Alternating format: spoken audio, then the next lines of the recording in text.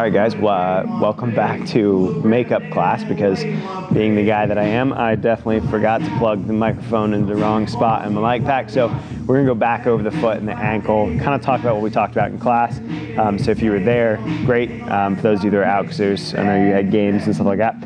Looking at the foot and the ankle, so just a brief overview. When we look at basically your calf, your ankle, your foot, there's a lot of stuff going on in that whole kind of process, right? Like especially when we look at our ankle, there's not a whole lot of thickness here, right? Same thing with the foot, it's a very compressed structure. Now when we look anatomically, one of the things we have to consider is that there are 206 bones in your body, and there's 26 bones a foot. So that's 52 bones between both feet. So it ends up making about 25, it's like 25.6 or 26% of the bones in your body are in your feet. So when we look bony structure wise, we have a tibia that's here. We have a fibula, which is on the outside of your calf or your lower leg. This would be considered the medial malleolus, so basically end of your tibia.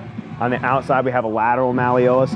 The big important thing with those structures is that a lot of the stuff that moves our foot around and moves our ankle around is all found up in the lower leg, and it will run down and around or over top the lateral or the medial and lateral malleolus, okay? So a couple different ankle movements that we have, so just to kind of understand and go over these, right? If we push down, we have plantar flexion. If we pull up, we have dorsiflexion, all right? If I turn my foot in, I have inversion. If it goes out, it's eversion, all right? One of the more common things we see, really, because when we start looking at then structure in here, down here is my calcaneus. Basically, your tibia and your fibula sit on top of what's called your talus, and then we start getting into cuboids and cuneiforms. So you have about 6 different bones in your foot that all are connected by ligaments that basically can compress and expand. So if you roll your ankle, especially if you roll your ankle over top, basically you have a talofibular ligament that basically comes from your talus up to your fibula that keeps everything here in the anterior compartment of your ankle all locked in, all right? Now, when we start to look at those different things, so the other thing we have to think, we have toe extension, all right? And then we have flexion, okay? So we have our plantar flexion, we have our dorsiflexion, extension of the toes, flexion of the toes, inversion in, eversion out, okay? So the best way to start to understand what's going on in the foot, in the calf, in the ankle, right? Because when we work up here, this big meaty part of your calf is called your gastroc. Underneath it, right, like if we flex it out, right, underneath the gastroc, we have your soleus that runs behind here. Both of those form your Achilles tendon, all right? Now some people, depending, gender, race, some people have really big gastrocs and soleuses and smaller Achilles tendons in terms of length.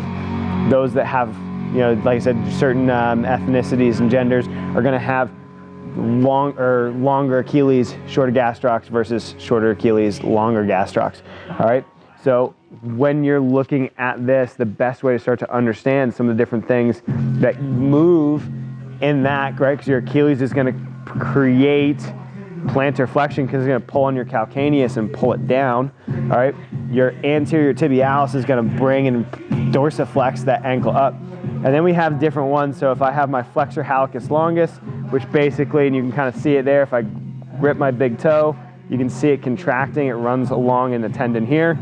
If I grip all of them, same thing. I'm just getting it on the outside. So the best way to start to see what's going on in the foot is if you take that ankle and you pretend like your toe is a pen, and we can start to draw A, B, C, and we start to go through and move into some of those different ranges of motion. So we can draw our ABCs. What you'll start to feel is you'll start to feel all the muscles that start to move that foot in different planes of or different motions and different ranges. Now, the big thing too, and the reason we take the shoe off and the sock off, right? Part of my gross feet, but when we start to look at your foot, right, we have an arch.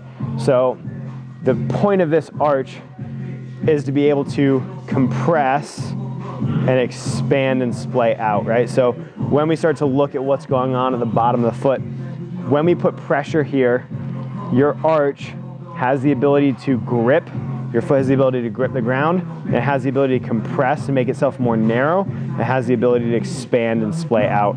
So if we start to then get used to, and hopefully we can kind of see that, when we compress, when we expand, we create a better base for some of our movements, especially coming up when we talk about deadlifts and squats, being able to understand those different things that are going on. So ABCs with your ankles, that's going to help you identify some of the different muscles that are going on.